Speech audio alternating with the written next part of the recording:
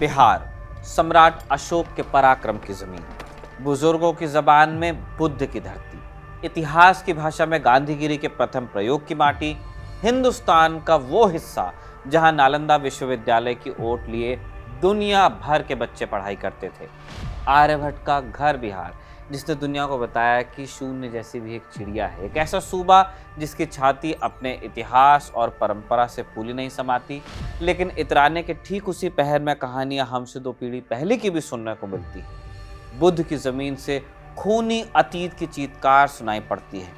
श्रुति परंपरा से लेकर लिखित इतिहास तक बिहार के हिस्से का कोना कोना शांति के उपदेश के साथ साथ दहशत की कहानियों से भी भरा हुआ है।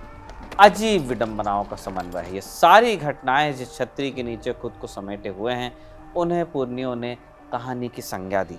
तो खबर गांव पर हम हाजिर हैं इसी कहानी की परंपरा को आगे बढ़ाने के लिए एक नए सिलसिले के साथ, जिसका नाम तय हुआ है मगध साम्राज्य। इसमें सुनाएंगे कहानी चंद्रगुप्त मौर्य से लेकर नीतीश कुमार तक। किस्से होंगे लालू प्रसाद यादव की धमक के कि कैसे उन्होंने कभी बिहार में अपनी लाठी के बूते पर शासन किया, या फिर ये कि नीतीश का वो अक्षय पात्र कौन सा है जिसकी वजह से वो कुर्सी के पर्याय ही बन गए। कौन था वो बाबा जिसकी सलाह मानकर बीपी के मरीज कर्पूरी ठाकुर ने नमक का घोल पी लिया और उनकी मौत हो गई। बिहार में चले एक लंबे नरसंहार का दौर कितना लाल था और किश्तों की शक्ल में सिलसिलेवार ढंग से सारी कहानियां आप तक पहुंचाने का काम हम करने वाले हैं। इन सिलसिलों का पहला पन्ना खुलता है 305 ईसा पूर्व में। अलेक्जेंडर के बाद ताकत आई सेल्यूकस के हाथ। एक जनरल ही था, उसने पंजाब और सिंध के इलाकों पर कब्जा किया। धीरे धीरे भारत के नॉर्थ वेस्ट के ज्यादातर इलाके पर सेल्यूकस का राज हुआ। तब पाटलिपुत्र यानी आज के पटना में एक सम्राट का शासन था, जिसने हजारों किलोमीटर का सफर तय करके सेल्यूकस के खिलाफ युद्ध लड़ा। सेल्यूकस को इस युद्ध में भारी नुकसान उठाना पड़ा। जंग हारकर उसने शांति का प्रस्ताव रखा और इसके तहत सेल्यूकस ने राजा को उत्तरी अफगानिस्तान, बलूचिस्तान और सिंध का पश्चिमी हिस्सा तक दिया।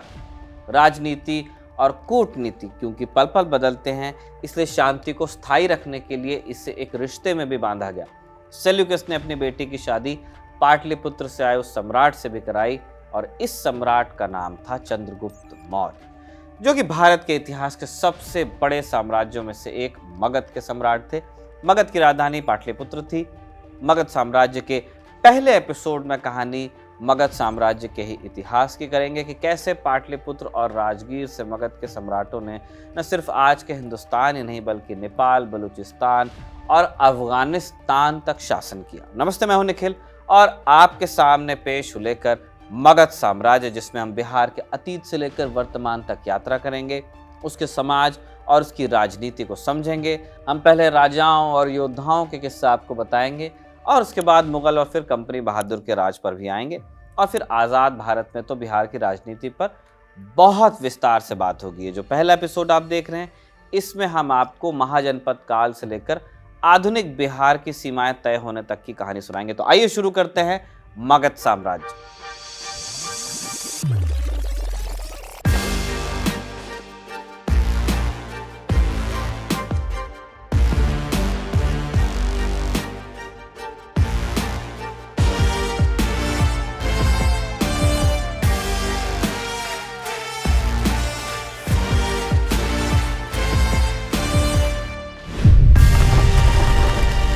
करत करत अभ्यास ते जड़मति होत सुजान, रसरी आवत जात ते सिल पर पड़त निशान। ये दोहा ब्रज भाषा का है और लिखा है कवि वृंद ने, लेकिन ये ज्यादा जोड़कर सुनाया जाता है पाणिनि की कहानी से। लोक कथाएं कहती हैं कि बचपन में पढ़ने में कमजोर पाणिनि ने कुएं पर रस्सियों के निशान देखे, तब समझ में आया कि मेहनत के बल पर कुछ भी हासिल किया जा सकता है। इसके बाद पाणिनि ने मेहनत की और कालांतर में वो संस्कृत भाषा के बड़े ज्ञानी हुए, भाषाविद बने। अष्टाध्यायी रची उन्होंने, जिसके 3996 छंदों में आपको संस्कृत व्याकरण के सूत्र मिलते हैं। आज भी उसी पर काम होता है। लेकिन पाणिनि सिर्फ व्याकरण के ही ज्ञाता नहीं थे, लॉजिक और फिलॉसफी में भी उनकी बड़ी दिलचस्पी थी और जो कुछ उन्होंने लिखा उसमें अपने समय को वो दर्ज करते चले गए। पाणिनि की इसी स्कॉलरशिप में आपको 40 या कभी कभी उससे भी ज्यादा जनपदों का जिक्र मिलता है। पाणिनि कब हुए थे उससे लेकर इतिहासकार एकमत नहीं है, लेकिन ये बात ईसा से 500 से 400 साल पुरानी तो जरूर है। जनपदों का इतिहास इससे भी 1000 साल पुराना है। इन जनपदों को आप छोटे छोटे सूबों की तरह समझ सकते हैं, जिनमें हर स्तर पर प्रशासन डेवलप हो चुका था। ये कबीले नहीं थे, राजा था। यहाँ पे राजा को सलाह देने के लिए सभाएं भी थी। आज शहरों में जिस तरह से म्यूनिसिपैलिटी होती है, वैसी व्यवस्था भी कुछ जनपदों में थी। फिर गांव के स्तर पर भी प्रशासन के कुछ ढांचे मिलते हैं पंचायत की तरह। हर जनपद अपने आप में नायाब थी। कहीं मोनार्की चल रही है यानी राजशाही, कहीं आज के ब्रिटेन की तरह कॉन्स्टिट्यूशनल मोनार्की थी, तो कोई जनपद ऐसे भी थे जो गणतंत्र थे, जैसा आज हिंदुस्तान है, एक रिपब्लिक। ये सारे जनपद आज के हिंदुस्तान, पाकिस्तान के साथ साथ अफगानिस्तान और मध्य एशिया के दक्षिण पूर्वी भाग तक फैले हुए थे। अफगानिस्तान से साउथ ईस्ट एशिया की बात कर रहे हैं। राजनीति और कूटनीति तब भी उतने ही भारी कीवर्ड थे, तो लड़ाइयां होती रहती थी और इनके साथ जनपदों की संख्या बदलती थी। वक्त के साथ ताकतवर जनपदों ने दूसरी जनपदों को अपने में मिला लिया और इस तरह जब बुद्ध आते हैं तो उनके समय तक 16 महाजनपदों का जिक्र आपको मिलने लगता है। काशी, कोसल, अंग, वृज्जी, मल्ल, चेदी, वत्स, कुरु, पंचला, मत्स्य, सुरासेन, असाका, अवंती, गंधार, कंबोज और मगध। इन महाजनपदों में सबसे शक्तिशाली मगध था। आज बिहार में जिसे मगध प्रमंडल कहते हैं, मगध डिवीजन, उसमें 5 ही डिस्ट्रिक्ट आते हैं। मॉडर्न बिहार की बात कर रहे हैं। जहानाबाद, औरंगाबाद, गया, गया जी हो गया नाम अब, नवादा और अरवल। लेकिन अगर आप लैंग्वेज और कल्चर के हिसाब से देखेंगे तो पटना और नालंदा के इलाके भी इसमें जुड़ जाते हैं। आज जहाँ पटना है उसी के आसपास पाटलिपुत्र था, तो वहाँ मगध की कैपिटल ही होती थी। इसके अलावा शेखपुरा और लखीसराय 2 और ज़िले हैं जो सांस्कृतिक रूप से मगध का हिस्सा माने जा सकते हैं। खैर, हमें बात करनी है अतीत की। आज जिसे हम बिहार कहते हैं, उस भौगोलिक विस्तार में मगध के अलावा और भी इलाके हैं। अंग है, वज्जी और लिच्छवी, 3 मजबूत साम्राज्य हुए। मगध ने अपने पड़ोसी अंग को बहुत जल्दी जीतकर अपने में मिला लिया था। गंगा के पूर्वी भाग में वज्जी होता था। वज्जी या वृज्जी एक संघ था, एक कन्फेडरेसी या यूनियन कह सकते हैं। कई कुलों से मिलकर बना था, कई क्लैन से। लिच्छवी थे, इनमें विदेह थे, ज्ञात्रिक वगैरह थे। अब ये कुछ कुछ वैसा ही था जैसे आज का यूएई है, यूनाइटेड अरब एमिरेट्स। जितनी भी अमीरात हैं, शारजा, दुबई, वो सब मिल के यूएई बनाती है। तो वृज्जी इसी तरह की एक यूनियन थी जिसमें कई कुल थे और उनसे मिलकर बना था एक यूनियन। वृज्जी एक गणराज्य था यानी रिपब्लिक था। तो शासन राजा के हाथ से नहीं होता था, बल्कि चुने हुए प्रतिनिधि करते थे। उनकी शासन प्रणाली को गण या संघ कहा जाता था। ईसा से 600 साल पहले वृज्जी अस्तित्व में था, इसलिए इस गणतंत्र को दुनिया में लोकतंत्र की ओर बढ़े पहले कुछ कदमों की तरह देखा जाता है, कुछ कुछ ग्रीस की तरह, जहां राजा नहीं जनता ताकतवर हुई। अब जैसे हमने बताया कि वृज्जी में कई कुल थे, है ना, तो इनमें सबसे ताकतवर कुल या ताकतवर क्लैन था लिच्छवी, जिनका गढ़ था वैशाली। वृज्जी संघ की राजधानी भी यही थी। ये नाम आपने हो सकता है खूब सुना हो, आपके पेरेंट्स ने तो जरूर सुना होगा अगर आप मेरी उम्र के हैं। वैशाली की नगर वधु आम्रपाली वाले रेफरेंस की हम बात कर रहे हैं। अब इतनी कहानी हम बता ही चुके हैं कि वैशाली के बगल में मगध था और मगध वैशाली को अपने में मिलाना चाहता था, है ना, पूरे वृज्जी संघ को ही। अजात शत्रु जो मगध के राजा थे, उन्होंने बहुत प्रयास किए। कहानी कहती है कि एक हमले के दौरान अजात शत्रु घायल हो गए, तब उन्हें आम्रपाली ने पनाह दी, जो जानती नहीं थी कि दुश्मन के घावों भर रही। भला की खूबसूरत थी, तो अजातशत्रु भी उन्हें देख के रुक गया। अब ये दोनों जवान थे तो प्यार हुआ, और जब आम्रपाली को अंततः पता चला कि उन्होंने अपना दिल दुश्मन को दिया है, तो अजातशत्रु से उन्होंने मांगा कि मगध की फौज लौटे यहाँ से और वैशाली को बख्श दिया जाए। सच्चे प्रेमी की तरह अजातशत्रु लौटते हैं, लेकिन वैशाली के लोग जब ये जानते हैं कि आम्रपाली और अजातशत्रु के बीच में क्या हुआ, तो वो अपनी ही प्यारी नगर वधु को कैद कर लेते हैं, आम्रपाली को। अजातशत्रु का इसके बाद दिल भी टूटा और उसे वैशाली पर चढ़ाई का बहाना भी मिला। आम्रपाली को आज़ाद करने के लिए उसने सब बर्बाद कर दिया, और जब अंततः आम्रपाली आज़ाद हुई तो चारों तरफ तबाही और खून देखकर टूट गई वो, और उसने बुद्ध का रास्ता चुना, अनुयायी बन गई। संभवतः इसी कहानी के चलते महाजनपदों का जिक्र आते ही लोग वैशाली का नाम ले लेते हैं, जो वृज्जी का हिस्सा था। वृज्जी के भीतर एक ताकतवर कुल ही था। मगध और वृज्य से इतर आसपास के दो बड़े साम्राज्य काशी और कोसल भी थे। वत्स भी एक महाजनपद था जिसकी राजधानी थी कौशाम्बी। इन सारे महाजनपदों का विस्तार आधुनिक हिंदुस्तान के अलग अलग राज्यों तक था।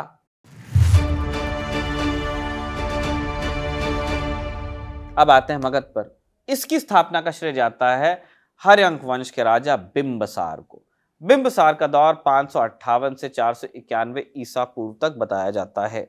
बिंबसार ने मगध के विस्तार के लिए कई योजनाओं पर काम किया, बहुत कैंपेन्स चलाए। मगध के विस्तार के लिए उन्होंने अलग अलग साम्राज्यों के साथ वैवाहिक गठबंधन किया। सिर्फ लड़ाई ही नहीं करते थे, डिप्लोमेसी से, कूटनीति से भी काम लेते थे।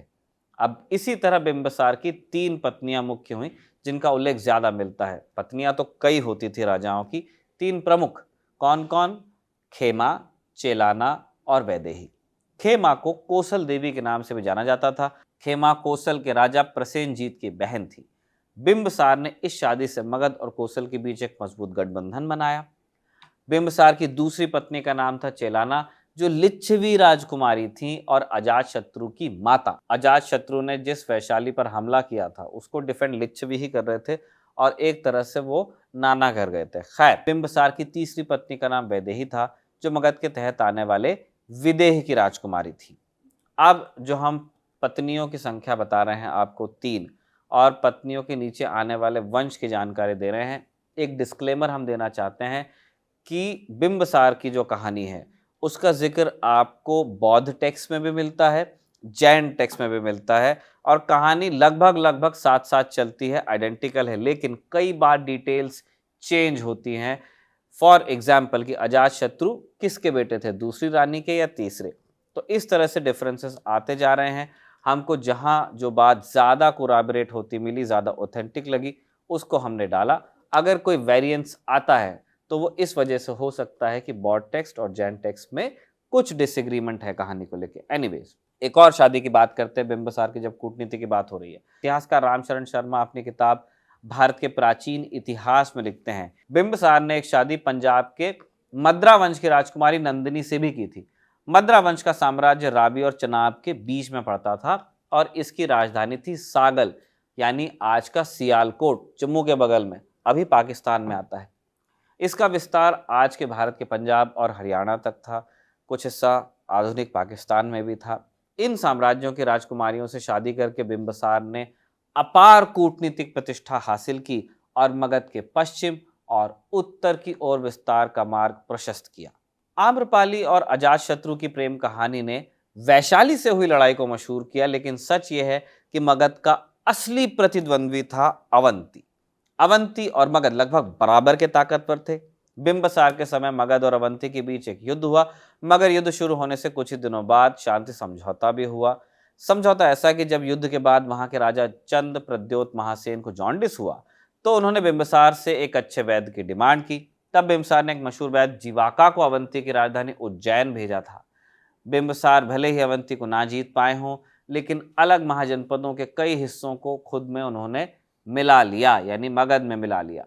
बिंबसार के शासनकाल यानी कि 6ठी शताब्दी ईसा पूर्व में मगध के पास लगभग 80,000 गांव थे और वो तमाम 16 महाजनपदों में सबसे शक्तिशाली था। Avanti was a close second. Avanti से जीत क्यों नहीं पाते थे और ये लड़ाई क्यों जनरेशंस तक के चली, इसका जिक्र हम आगे करेंगे, बने रहिए।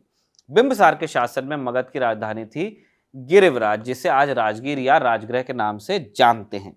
राजगीर चारों तरफ से पहाड़ों से घिरा था और अंदर घुसने के सभी रास्ते पत्थर की दीवारों से चुन दिए गए थे। इसने राजधानी को बना दिया अभेद्य। मगध सब पे अटैक कर सकता है, लेकिन मगध की कैपिटल तक आप बहुत मुश्किल से ही पहुंचेंगे। लेकिन जैसा हमने पहले भी बताया, बिंबसार सिर्फ लड़ाई नहीं जानते थे, वो एक स्टेट्समैन थे। डिप्लोमेसी से काम लिया, धर्म की तरफ भी ध्यान दिया। उन्होंने बुद्ध और महावीर की शिक्षाओं का प्रसार किया, बौद्ध और जैन परंपराओं के लिए मठों का निर्माण करवाया। बौद्ध इतिहास के मुताबिक बिंबसार ने मगध पर 544 से 492 ईसा पूर्व तक शासन किया। इसके बाद मगध के अगले सम्राट होते हैं अजातशत्रु। गद्दी पर बैठने के लिए उन्होंने अपने पिता बिंबसार की हत्या की थी, कत्ल किया बाप का। बिंबिसार ने अपने शासन में कूटनीति को ज्यादा तरजीह दी थी, हमने बताया आपको, लेकिन अजातशत्रु ने मगध के विस्तार के लिए ताकत का इस्तेमाल किया।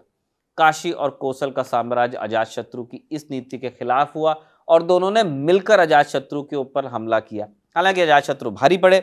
एक तरफ जहां बिंबिसार ने कोसल की राजकुमारी से शादी करके कूटनीतिक रूप से कोसल के साथ गठबंधन किया था, वहीं अजातशत्रु अपनी ताकत से उसे मगध में जोड़ना चाहते थे। खैर, इस युद्ध में अजातशत्रु की जीत हुई। कोसल के राजा को शांति प्रस्ताव के लिए अपनी एक बेटी की शादी भी अजातशत्रु से करानी पड़ी और काशी पर से अपना पूर्ण अधिकार भी छोड़ना पड़ा।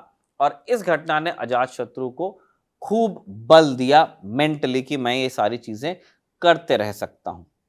गद्दी के लिए अपने पिता का कत्ल करने वाले अजातशत्रु के लिए रिश्तों के कोई खास मायने नहीं थे। जैसा कि हमने आपको बताया, अजातशत्रु की माता चिलानी लिच्छवी साम्राज्य की राजकुमारी थी, लेकिन अजातशत्रु ने लिच्छवियों के खिलाफ भी युद्ध किया, क्योंकि लिच्छवी और कोसल के राजाओं के बहुत अच्छे संबंध थे। बगल में था ही वैशाली, और कूटनीतिक स्तर पर भी दोनों एक दूसरे के साथी थे। वैशाली और कोसल की बढ़िया बनती थी। अब अजातशत्रु के खून में तो बस मगध का विस्तार ही था, इसलिए वो किसी भी हद तक जा सकते थे। अजातशत्रु ने अंततः लिच्छवियों को भी युद्ध में हराया और मगध साम्राज्य का विस्तार काशी और वैशाली तक किया। दंत कथाएं कहती हैं कि अजातशत्रु के रथ में गदाएं जुड़ी होती थी। जब रथ दुश्मनों के बीच से निकलता तो गदा के चपेट में आने से कई दुश्मन सैनिक ऐसे ही मारे जाते थे। लेकिन महाशक्तिशाली अजातशत्रु के लिए सबसे बड़ी चुनौती था अवंती साम्राज्य। बिंबिसार को जब लगा था कि दोनों के लिए एक दूसरे को जीतना आसान नहीं है, तो उन्होंने शांति समझौता कर लिया था। अजातशत्रु के पिता की बात कर रहे हैं। लेकिन अजातशत्रु के एग्रेसिव रवैये के चलते कूटनीतिक रिश्ते खराब ही होते चले गए। अजातशत्रु के समय में ही अवंती ने वत्स को हराकर कौशाम्बी पर कब्जा कर लिया था। मतलब साइड बाय साइड वो लोग भी एक्सपांड कर रहे हैं। अब उनकी नजर थी मगध पे। अवंती के राजा ने अजातशत्रु को अपना विस्तार मगध तक करने की धमकी दी और इस खतरे के डर से अजातशत्रु ने राजगीर की किलेबंदी तक शुरू की। इन दीवारों के अवशेष राजगीर में आज भी देखे जा सकते हैं। हालांकि उनके जीते जी अवंती ने कभी आक्रमण नहीं किया। अजातशत्रु के बाद मगध की कमान संभाली उदयन या उदयभद्र ने। कैसे संभाली? ठीक उसी तरह जैसे उनके पिता अजातशत्रु ने संभाली थी। उदयन हर्यंक वंश के तीसरे राजा और अजातशत्रु के बेटे थे और बेटे ने अपने बाप का ही कत्ल किया गद्दी संभालने के लिए। सम्राट बनने के बाद उदयन ने सबसे पहला काम किया राजधानी को शिफ्ट करना। राजगीर पर हमले का खतरा था। हम आपको बता रहे थे कि चार दीवारी पर काम शुरू हो गया था। तो उदयन राजधानी को गंगा और सोन नदियों के संगम के पास ले आए, पाटलिपुत्र यानी आज का पटना। उदयन के इस कदम ने एक ऐसे शहर की नींव रखी जो मौर्य साम्राज्य के दौरान सदियों तक एक प्रमुख राजनीतिक, सांस्कृतिक और आर्थिक केंद्र बना रहा। इसकी भौगोलिक स्थिति ने व्यापार, रक्षा और सेंट्रल कंट्रोल को बढ़ाया, जिससे मगध का प्रभुत्व मजबूती होता गया। जैन धर्म के अनुयायी के रूप में उदयन ने हर्यंक वंश की जैन धर्म के प्रति सम्मान की परंपरा को जारी रखा, जिससे मगध में बौद्ध धर्म के साथ ही साथ जैन धर्म का भी सांस्कृतिक और धार्मिक प्रभाव बढ़ा। अपने पिता की तरह उदयन ने भी अवंती के साथ लड़ाई की और इसके राजा पालक को कई बार पराजित किया। हालांकि बौद्ध सूत्रों के अनुसार 444 ईसा पूर्व में उदयन के बेटों ने उनका कत्ल कर दिया। वैसे जैन स्रोत ये मानते हैं कि उदयन की मौत के पीछे उनके बेटे नहीं थे, अवंती के लोग थे। उदयन अपने पिता अजातशत्रु या दादा बिंबिसार जितने प्रभावी नहीं थे, इसलिए यहीं से हर्यंक वंश की ढलान आपको दिखने लगती है। इसके बाद शिशुनाग वंश ने मगध पर अपना साम्राज्य स्थापित किया, मगर इसे लेकर अलग अलग दावे। जैन परंपरा में कहा गया है कि उनकी हत्या दुश्मन साम्राज्य के राजा ने की थी, जबकि बौद्ध ग्रंथों में जिक्र है कि हर्यंक वंश में अजातशत्रु से लेकर नगाटसका सब ने अपने पिता की हत्या करके मगध पर शासन किया था। उस समय की परंपरा ही ये थी कि प्रिंस को अगर किंग बनना है तो बाप का कत्ल करना पड़ेगा। खैर, सबसे बड़ी मान्यता तो यही है कि उदयन के बाद शिशुनाग वंश ने मगध की कमान संभाली। शिशुनाग वंश के राजा शिशुनाग ने अपनी राजधानी वैशाली में स्थापित की थी। शिशुनाग की सबसे बड़ी सफलता थी अवंती पर जीत। 100 साल बाद मगध और अवंती की राइवलरी अवंती की हार के साथ खत्म हुई थी। शिशुनाग के शासनकाल में अवंती मगध का हिस्सा बना और मौर्य काल तक मगध के साथ रहा।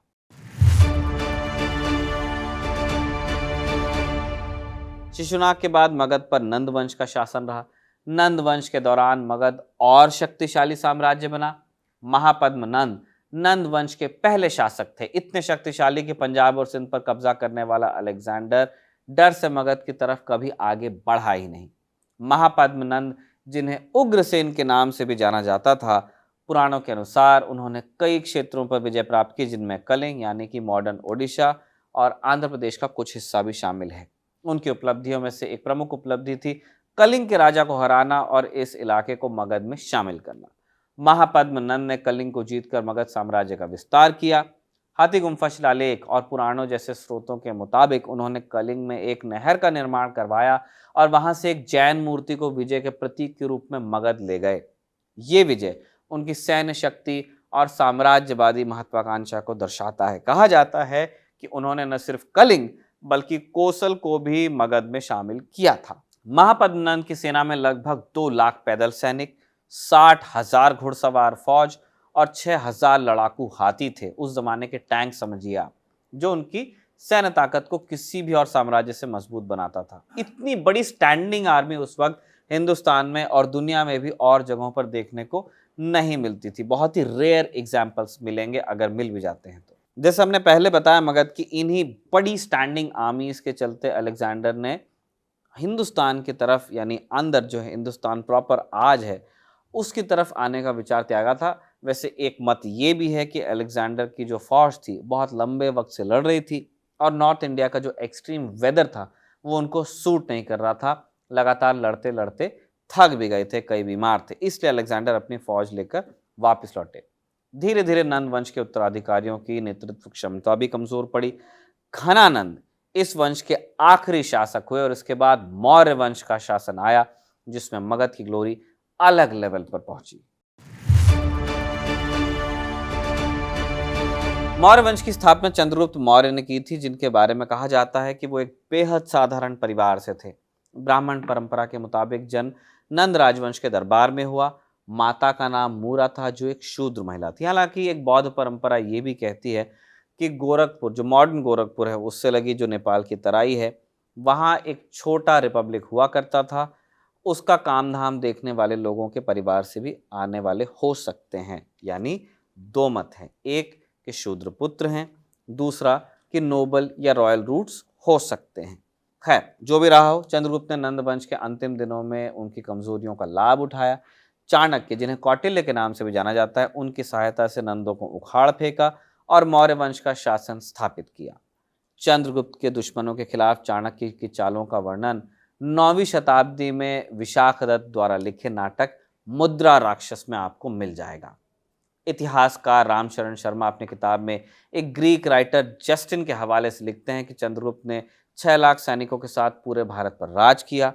चंद्रगुप्त मौर्य ने अपने शासन में कई छोटे बड़े युद्ध जीते, जिनमें सबसे बड़ा था सेल्यूकस के साथ लड़ा गया युद्ध।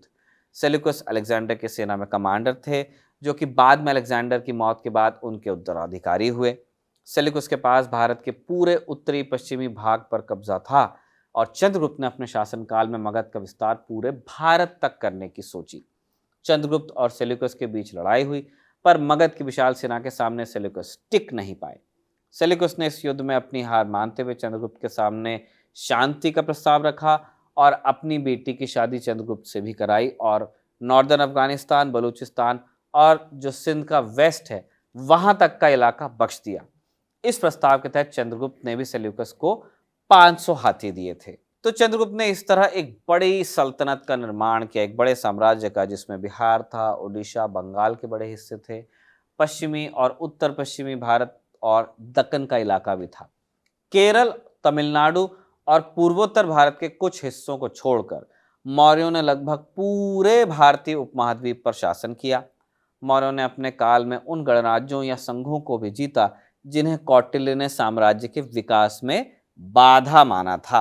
चंद्रगुप्त के शासन की सबसे बड़ी विशेषता थी उनकी विशाल सेना का रखरखाव। एक रोमन लेखक प्लिनी के मुताबिक चंद्रगुप्त ने 6 लाख पैदल सैनिक, 30,000 घुड़सवार कैवलरी और 9,000 युद्धक हाथी रखे हुए थे।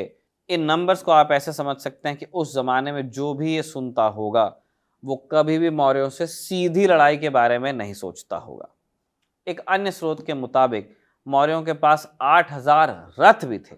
ऐसा कहा जाता है कि मौर्य काल में मगध के पास अपनी नेवी भी होती थी और मौर्यों की सेना की जो शक्ति थी नंदों की तुलना में लगभग 3 गुना तक चली गई थी, जबकि किंगडम वही है। अच्छा, एक सवाल अब आप पूछेंगे कि चंद्रगुप्त मौर्य ने इतनी बड़ी स्टैंडिंग आर्मी का खर्चा पूरा कैसे किया। अगर हम कौटिल्य के अर्थशास्त्र पर भरोसा करते हैं तो ऐसा लगता है कि राज्य ने साम्राज्य की लगभग सभी इकोनॉमिक एक्टिविटीज पर अपना कंट्रोल रखा था। राज्य ने किसानों और शूद्र श्रमिकों की मदद से बंजर भूमि को खेती लायक बनवाया। ये जो नई जमीन तैयार हो रही थी खेती के लिए, इस पर जो किसान खेती करते थे वहां से स्टेट को बहुत बढ़िया टैक्स मिलता था। मौर्य काल में किसानों से टैक्स के रूप में कुल उपज का 1/4 से लेकर 1/6 यानी 16% के लगभग अनाज ले लिया जाता था। जिन्हें राज्य द्वारा सिंचाई की सुविधा प्रदान की गई थी उन्हें इसके लिए अलग से भुगतान करना पड़ता था। यानी अगर आपका खेत रेन फेड है तो 16% से 25% टैक्स होगा। अगर आपके खेत में सरकार की बनवाई नहर से पानी आता है तो वो टैक्स लगेगा और नहर के पानी का पैसा आपको देना पड़ेगा। इसके अलावा आपातकाल के वक्त किसानों को और फसल उगाने के लिए बाध्य भी किया जाता था कि इमरजेंसी है, आपको ज्यादा उगाना पड़ेगा, ज्यादा मेहनत करनी पड़ेगी। लेकिन क्या मगध की डोमिनेंस को सिर्फ टैक्स में ही आप रिड्यूस कर सकते हो? टैक्सेस बहुत आते थे क्योंकि इंडो गैंजेटिक प्लेन थे उनके पास में और बहुत खेती होती थी, तो टैक्स भी बहुत हो गया। असली कारण डोमिनेंस का लेकिन सिर्फ टैक्स नहीं था। मगध के इलाके में लोहे की कई खदानें थी, झारखंड का इलाका। इसकी वजह से हथियार बनाने के लिए उन्हें बड़ी आसानी से मेटल्स मिल जाते थे, लोहा मिल जाता था और जो प्रिमिटिव मेटलर्जी है उसके सबूत आपको मिल जाएंगे। बहुत अच्छे मिस्त्री उनके पास थे और वो मिस्त्री तरह तरह के हथियार इन मेटल से बना करके उनको देते थे। प्राचीन इतिहास से लेकर आज वर्तमान तक ये बात लागू होती है कि जिसके पास जितने मॉडर्न वेपन्स होंगे वो उतना मजबूत होगा। मगध 1 सदी तक अवंती नहीं जीत पाया तो उसका कारण भी यही था कि अवंती के पास भी, जो कि मध्य प्रदेश में पड़ता है आधुनिक मैप के हिसाब से, वहां पर भी लोहे की खदानें थी और वो लोग भी मेटलर्जी को जानते थे, तो वो भी मॉडर्न वेपनरी उस जमाने के हिसाब से बना लिया करते थे। जो उनके तीर के टिप्स थे उनके ऊपर पत्थर नहीं मेटल लगा होता था। मगध की दोनों राजधानियां यानी कि पहले राजगीर और फिर पाटलिपुत्र बहुत सोच समझकर बसाई गई थी। दोनों राजधानियां विरोधी सेना के लिए अभेद्य थी। राजगीर 5 पहाड़ियों के समूह से घिरा था और उस दौर के लिहाज से बिल्कुल ही अभेद्य था क्योंकि तब किलों पर हमला करने के लिए यहाँ पे तोप नहीं थी। तोप मुगल के टाइम पे आई है, वेस्ट से आई है। जब मगध की राजधानी को राजगीर से पाटलिपुत्र स्थानांतरित किया गया तो भी उसके लिए स्थान का खास ध्यान रखा गया। पाटलिपुत्र गंगा, पुनपुन और सोन नदी के संगम पर था। इसके अलावा एक और नदी थी घाघरा। उस जमाने में संचार का कोई साधन तो नहीं था, तो फौज को नदियों के रास्ते मूव करना इजी रहता था शिप्स पे। इस लिहाज से पटना की स्थिति और बढ़िया थी क्योंकि चारों तरफ से नदियों से घिरा हुआ था। आप बहुत जल्दी ट्रूप्स मूव कर सकते हैं। गंगा और सोन ने इसे उत्तर और पश्चिम से घेर रखा था, जबकि पुनपुन ने इसे दक्षिण और पूरब से। इस तरह से पाटलिपुत्र एक अभेद्य जलदुर्ग की तरह था जिससे आप बारिश में तो अटैक करने के बारे में सोच ही नहीं सकते हैं और बाकी सीजन्स में भी आपको इन विशाल नदियों को पार करके आना पड़ेगा, तब जाके आप पहुंचोगे। खैर, चंद्रगुप्त मौर्य के बाद मगध को बिंदुसार ने संभाला। बिंदुसार मौर्य वंश के दूसरे सम्राट और चंद्रगुप्त मौर्य के पुत्र थे जिन्होंने लगभग 297 से 273 ईसा पूर्व तक मगध पर शासन किया। उन्हें अमित्रघट यानी शत्रुओं का संहार करने वाले के नाम से भी जाना जाता है। बिंदुसार का शासन अपने पिता चंद्रगुप्त और पुत्र अशोक के शासन की तुलना में कम उल्लेखित है। बिंदुसार ने अपने पिता चंद्रगुप्त द्वारा स्थापित विशाल मौर्य साम्राज्य को बनाए रखा जो अफगानिस्तान से बंगाल और दक्कन तक फैला हुआ था। कुछ स्रोतों के मुताबिक उन्होंने दक्षिण भारत में और विस्तार किया, विशेष रूप से दक्कन के इलाके में। हालांकि केरल और तमिलनाडु के कुछ हिस्से मौर्य नियंत्रण से हमेशा बाहर रहे। बिंदुसार के शासनकाल के अंत में उत्तराधिकार को लेकर विवाद भी उत्पन्न हुआ। मगध की गद्दी के लिए खून बहना आम बात थी। बौद्ध ग्रंथों जैसे दिव्यावदन में उल्लेख है कि अशोक ने अपने भाइयों को, विशेष रूप से सुसीम को हराकर सिंहासन हासिल किया था, जो बिंदुसार के शासनकाल के अंत में दरबार की आंतरिक अस्थिरता को दर्शाता है। यानी ये क्लियर नहीं था कि अगला किंग किसको बनना है। लड़ाई हुई। बिंदुसार के बाद उनके बेटे अशोक ने मगध की गद्दी संभाली और मगध के इतिहास के सबसे ज्यादा ख्याति प्राप्त सम्राट बने और शायद सबसे ज्यादा भाइयों को कत्ल करके भी बने। बौद्ध परंपरा के अनुसार अशोक अपनी उम्र के शुरुआत में बहुत क्रूर थे और गद्दी पर बैठने के लिए उन्होंने अपने 99 भाइयों का कत्ल किया था। अब इस बात पर मतांतर है, मतभेद है कि अशोक के 99 भाई थे या नहीं, लेकिन इस पर ज्यादातर इतिहासकार सहमत है कि अशोक ने अपने भाइयों को मारकर या मरवा कर ही सत्ता हथियाई थी। कुछ कुछ अजात शत्रु की ही तरह अशोक की कहानी भी लोगों तक एक बहुत बड़ी लड़ाई के चलते पहुंची। अशोक लंबे वक्त से कलिंग फतह करना चाहते थे, है ना। इससे पहले हमने बताया भी कि कलिंग मगध का हिस्सा रहा, फिर नहीं रहा, फिर रहा। होता था इस तरह का, कई बार राजा हार जाते थे, फिर बगावत होती थी, फिर स्टेट टूटता था, तो फिर अटैक होता था। एनीवेज, अशोक बहुत लंबे समय से कलिंग पर कैंपेन चलाए हुए थे, सीज किया उन्होंने, घेरा डाला, हार नहीं रहा था। काम उनकी उम्मीद से बहुत मुश्किल निकला। आखिरकार कलिंग को उन्होंने जीता, लेकिन अशोक के आदेश पर लाखों लोगों की हत्या हुई, नदी का रंग लाल हो गया ऐसा भी कहते हैं। और ये सब देखकर अशोक ने हिंसा त्यागी, बौद्ध धर्म को अपना लिया। अशोक का शासन युद्ध से शांति और हिंसा से अहिंसा की ओर एक असाधारण परिवर्तन का प्रतीक है। कलिंग युद्ध के बाद बौद्ध धर्म को अपनाने के कारण उन्होंने अपने विशाल साम्राज्य को नैतिकता और कल्याणकारी शासन के आधार पर एकजुट किया। अशोक ने धम्म की नीति शुरू की, जो कि नैतिकता, करुणा, अहिंसा और सामाजिक कल्याण पर आधारित थी। बच्चों को श्रीलंका तक भेजा। ये नीति सभी धर्मों के प्रति सहिष्णुता को बढ़ावा देती थी। अशोक ने अपने शासनकाल में कई शिलालेख भी बनवाए, जिनमें एक है भारत का राष्ट्रीय चिन्ह अशोक स्तंभ, जो कि बनारस के सारनाथ में है। अशोक के ही प्रयासों ने बौद्ध धर्म को एक विश्व धर्म के रूप में स्थापित किया, जिसका प्रभाव आज आपको Sri Lanka, Thailand, south east Asia के बाकी देश हैं, जापान, चाइना में भी कुछ हद तक देखने को मिल जाएगा, स्पेशली तिब्बत में। मगर अशोक के इन सारे अच्छे कामों का, यह कह लीजिए 900 चूहे खाकर हज जाने का फायदा मगध को नहीं हुआ। सेना पर भारी खर्च और नौकरशाही को भारी भुगतान ने मौर्य साम्राज्य के लिए एक इकोनॉमिक क्राइसिस पैदा किया। लोगों पर लगाए गए विभिन्न टैक्सेस के बावजूद इस विशाल ढांचे को बनाए रखना अशोक के लिए मुश्किल हो रहा था, क्योंकि बहुत बड़ा स्टेट है आपका, तो बहुत बड़ी ब्यूरोक्रेसी है, और आर्मी का साइज तो हमने बताया ही था आपको। इतिहासकारों के मुताबिक अशोक ने बौद्ध भिक्षुओं को बड़े पैमाने पर दान दिया, जिससे उनका शाही खजाना खाली हो गया, और अंत में उन खर्चों को पूरा करने के लिए उन्हें राजकोष में रखी गई सोने की मूर्तियों को गलाना भी पड़ा। मौर्य काल का पतन अशोक के रहते रहते शुरू हो गया था। इसके बाद आगे जो उत्तराधिकारी आए, उनका नेतृत्व उतना मजबूत नहीं था। अंतिम मौर्य सम्राट ब्रह्मदत्त की हत्या खुद उनके सेनापति पुष्यमित्र शुंग ने की थी, और इसके बाद मौर्य काल का अंत हो जाता है और मगध पर अगला शासन शुंग वंश का होता है, जिसके पहले सम्राट बने पुष्यमित्र शुंग। पुष्यमित्र ने यूनानियों के खिलाफ बहुत बड़े युद्ध लड़े। शुंग सम्राटों ने कला एवं संस्कृति को बड़ा बढ़ावा भी दिया, लेकिन पुष्यमित्र के बाद शुंग वंश के उत्तराधिकारी भी उतने ताकतवर नहीं रहे और कण्व वंश का उदय होता है। कण्व वंश के पहले सम्राट थे वासुदेव कण्व, जो शुंग वंश के आखिरी सम्राट देवभूति के दरबार में मंत्री थे। उन्होंने देवभूति को गद्दी से हटाकर मगध में कण्व का शासन लाया था। यह पहला ब्राह्मण वंश था जिसने मगध पर शासन किया, मगर बहुत ही छोटे टाइम के लिए। आंध्र के सातवाहन वंश के राजा ने कण्व वंश के आखिरी सम्राट सुश्रमन की हत्या कर मगध पर कण्व वंश के शासन का भी अंत कर दिया था।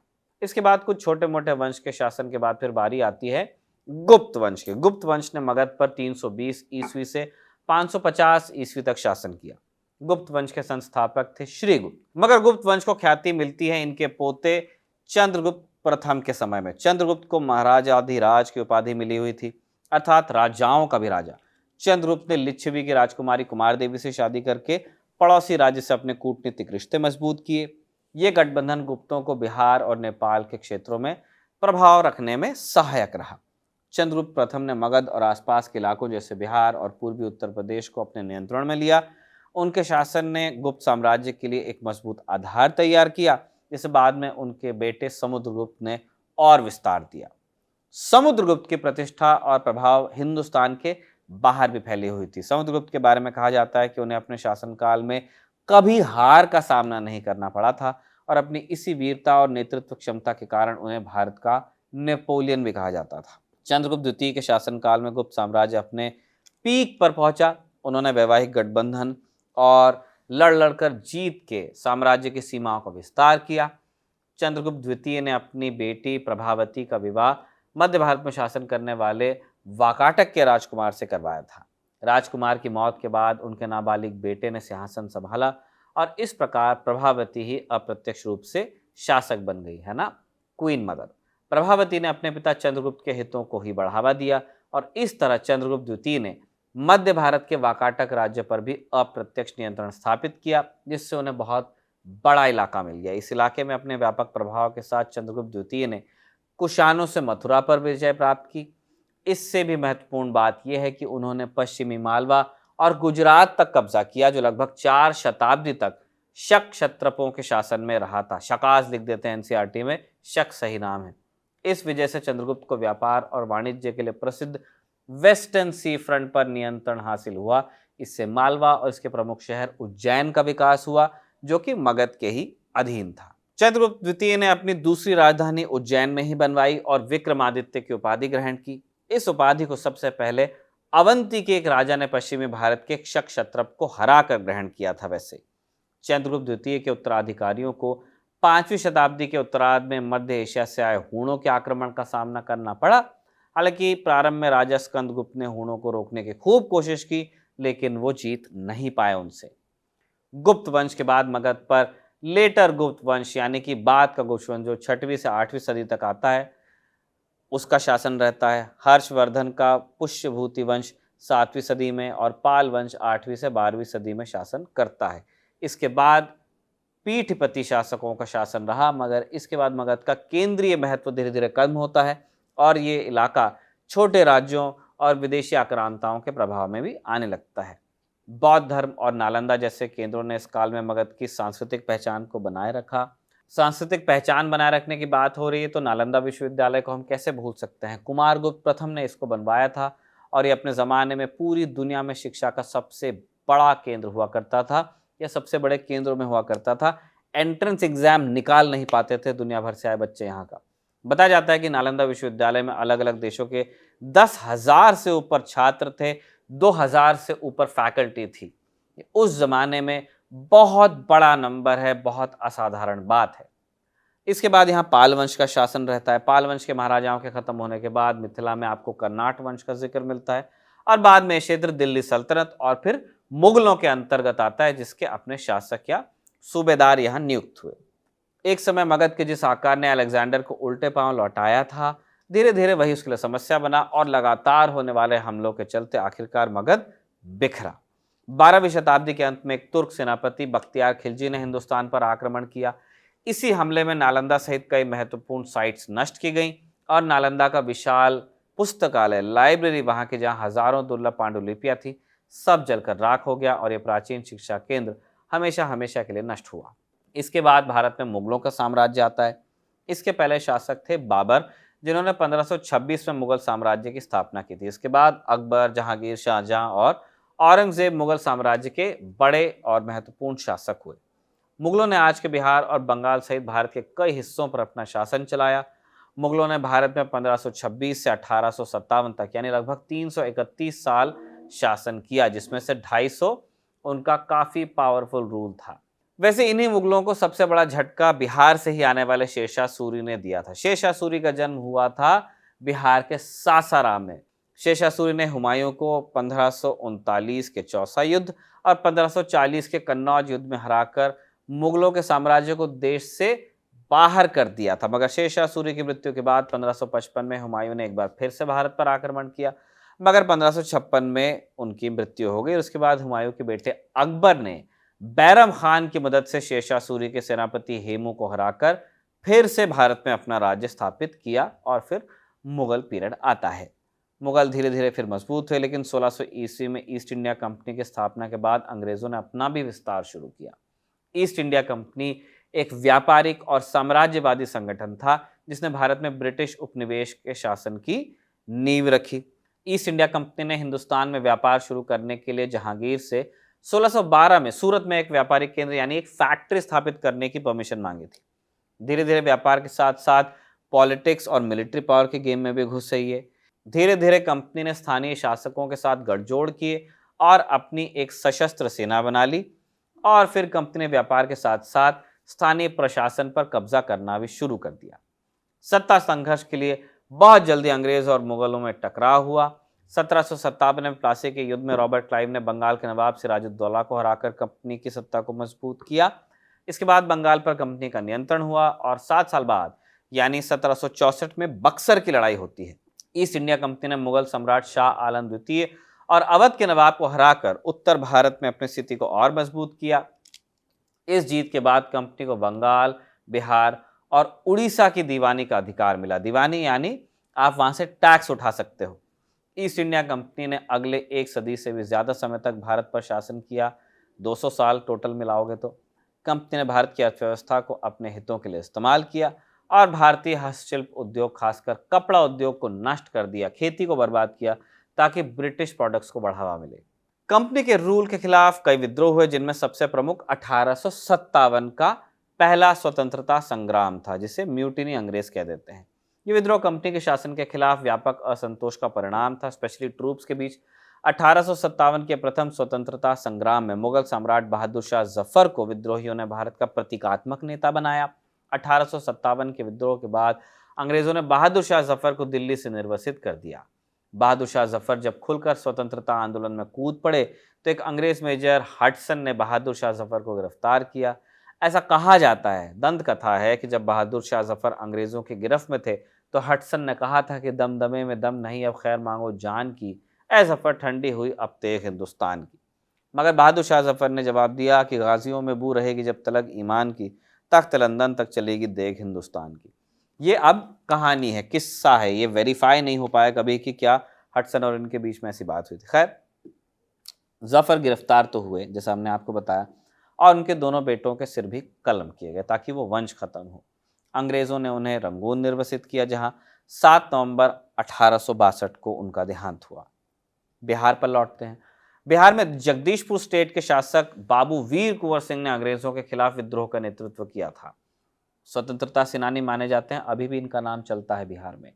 कुंवर सिंह गुरिल्ला वॉर में बड़े एक्सपर्ट थे और इतने कि कई बार अंग्रेजों की विशाल सेना को उन्होंने चकमा दिया। सिपाही विद्रोह के दौरान ब्रिटिश सेना ने एक बार उनकी नाव पर गोलीबारी कर दी थी। जब कुंवर सिंह ने निर्णय लिया कि वो अपनी सेना लेकर वापस लौट जाएं, तो अंग्रेजों की एक गोली उनके बाएं हाथ में लग गई और उन्होंने संक्रमण का खतरा देखते हुए अपनी तलवार निकाली और अपनी बाह काटकर गंगा में बहा दी। हालांकि आगे चलकर उनकी सेना कमजोर भी पड़ी और अंग्रेजों ने जगदीशपुर स्टेट पर कब्जा किया। 26 अप्रैल 1858 को अपने गांव में ही वीर कुंवर सिंह का देहांत हुआ। लेकिन विद्रोह में उनकी आक्रामकता का असर पूरे देश भर में हुआ। इस विद्रोह के बाद ब्रिटिश सरकार ने 1858 में कंपनी का शासन समाप्त किया और भारत का प्रशासन सीधे ब्रिटिश क्राउन के अधीन हुआ। गवर्नमेंट ऑफ इंडिया एक्ट 1858 के तहत भारत में ब्रिटिश राज की शुरुआत हुई। द ईस्ट इंडिया कंपनी को 1874 में फिर पूरी तरह भंग भी किया गया। तो अब भारत पर सिर्फ और सिर्फ अंग्रेजों का शासन रह गया। बंगाल पूरे देश में सबसे बड़ी प्रेसिडेंसी थी, जिसमें आज का बिहार आता था, झारखंड, ओडिशा, बांग्लादेश सब थे। तब अंग्रेजों ने देश की राजधानी कोलकाता में बनाई, तब इसका नाम कलकत्ता था। तो इससे आपने देखा कि जिस मगध में कभी बंगाल आता था, अब उसी बंगाल में बिहार आने लगा। अलग बिहार, जैसा बिहार हम आज देखते हैं नक्शे पर, उसकी मांग उठाने का सबसे बड़ा कारण था अंग्रेजों की नजर में कलकत्ता का महत्व बहुत ज्यादा होना और पाटलिपुत्र का इतिहास के नेपथ्य में जाते जाना। बिहार, बंगाल और ओडिशा तीनों एक ही प्रेसिडेंसी के अंतर्गत थे, लेकिन प्रशासन ने सिर्फ कलकत्ते को महत्व दिया। इसने बांग्ला समाज को अंग्रेजी सीखने का मौका दिया और जितनी एडमिनिस्ट्रेटिव जॉब्स थी उन पर बांग्ला लोगों का वर्चस्व हुआ। इससे बांग्ला लोगों का सामाजिक और आर्थिक विकास हुआ। पूरे भारतवर्ष में वो एलीट कहलाने लगे और बांग्ला संस्कृति के कारण एक श्रेष्ठता का भाव भी उपजा। वैलिड। लगातार उपेक्षित महसूस कर रहे बंगाल प्रेसिडेंसी के अन्य क्षेत्रों के लोग फिर अपनी अलग प्रेसिडेंसी मांगने लगे कि अगर इस प्रेसिडेंसी में हम ही हैं तो सिर्फ बांग्ला लोग आगे कैसे जा रहे हैं। एक भाव ये आने लगा। 1894 में बिहार से सच्चिदानंद सिन्हा और महेश नारायण ने द बिहार टाइम्स नाम से एक अखबार निकाला और बिहार को अलग प्रेसिडेंसी बनाने की मांग पर जोर देना शुरू किया। इस मांग में वो लगातार इस बात पर जोर देते रहे कि अगर बिहार का विकास होना है तो उसका अलग होना बहुत जरूरी है। तेज होती इस मांग के बाद बंगाल 2 भागों में बटा जरूर, लेकिन बिहार नहीं बना। 16 अक्टूबर 1905 को भारत के वायसरॉय लॉर्ड कर्जन ने संप्रदाय हिंदू मुसलमान के आधार पर बंगाल का विभाजन किया। ईस्ट में मुसलमान रह गए और वेस्ट में रह गए हिंदू। कहा यह गया कि एडमिनिस्ट्रेशन के लिए किया गया, लेकिन अंदर की बात सब जानते थे कि ये हिंदू मुसलमानों के बीच में एक दरार पैदा करने के लिए किया गया। खैर, बंगाल के 2 हिस्सों में बंटने के बाद बिहार के साथ साथ ओडिशा ने भी अलग प्रेसिडेंसी की मांग तेज की। क्षेत्रीय नेताओं को यह भरोसा था कि उनके आंदोलन से मुमकिन हो सकता है। 1905 के बाद अधिकांश बंगालियों ने अलग बिहार की संभावना को अधिक अनुकूलता से देखना शुरू किया, एक्सेप्ट कर लिया कि बंगाल से बिहार अलग हो सकता है। पटना के सैयद अली इमाम, ओडिशा के हसन इमाम, पटना के मजरुल हक जैसे नेताओं ने भी इस आंदोलन में हिस्सा लेना शुरू किया। बिहार की तरह ओडिशा में भी अलग प्रेसिडेंसी की मांग बढ़ने लगी। 1908 में बिहार प्रांतीय सम्मेलन का पहला सत्र आयोजित होता है, जहां मोहम्मद फखरुद्दीन ने बिहार को बंगाल से अलग करने की मांग रखी। फिर 1908 में दूसरा प्रांत सम्मेलन होता है। बिहार लैंड होल्डर्स एसोसिएशन यानी कि जमींदार और बिहार के मुस्लिम लीग के नेताओं ने साथ मिलकर पटना में लेफ्टिनेंट गवर्नर एंड्रू फ्रेजर के सामने अलग बिहार प्रेसिडेंसी की मांग की। क्योंकि कुछ ही साल पहले बंगाल का विभाजन सांप्रदायिक आधार पर किया गया था, इसलिए हिंदू और मुस्लिम नेताओं के इस गठजोड़ का पूरे बिहार के अंदर सकारात्मक संदेश गया, क्योंकि बिहार प्रांत के नेताओं और जनता सिर्फ बिहार के आर्थिक और सामाजिक विकास के लिए ही अलग प्रेसिडेंसी की मांग कर रही थी, न कि हिंदू या मुस्लिम के आधार पर। आखिरकार एलजी फ्रेजर ने उनकी मांगों पर विचार किया और दिसंबर 1911 में दिल्ली दरबार के दौरान ब्रिटिश सरकार ने घोषणा की कि भारत के सम्राट के रूप में जॉर्ज परचम के राज्याभिषेक के अवसर पर बिहार और ओडिशा को बंगाल से एक सेपरेट एडमिनिस्ट्रेटिव आइडेंटिटी दी जाएगी। इस घोषणा को 22 मार्च 1912 को अधिसूचित किया गया और अगले महीने ये दोनों क्षेत्र भारत के नक्शे पर अलग अलग राज्यों के रूप में उभरे। तो ये थी कहानी जनपद और महाजनपदों के दौर से लेकर के बिहार के आधुनिक नक्शे के तैयार होते तक। अगले एपिसोड्स में अभी आपको बिहार के बारे में और भी बहुत कुछ जानना है, तो मगध साम्राज्य के साथ आप बने रहिए। आज का ये जो आपने पहला एपिसोड देखा है उसे ऋषिकेश ने लिखा है और उसे आनंद ने और हमारे स्टूडियो की तमाम टीम ने मिलकर रिकॉर्ड किया है। आप देखते रहिए खबरगांव।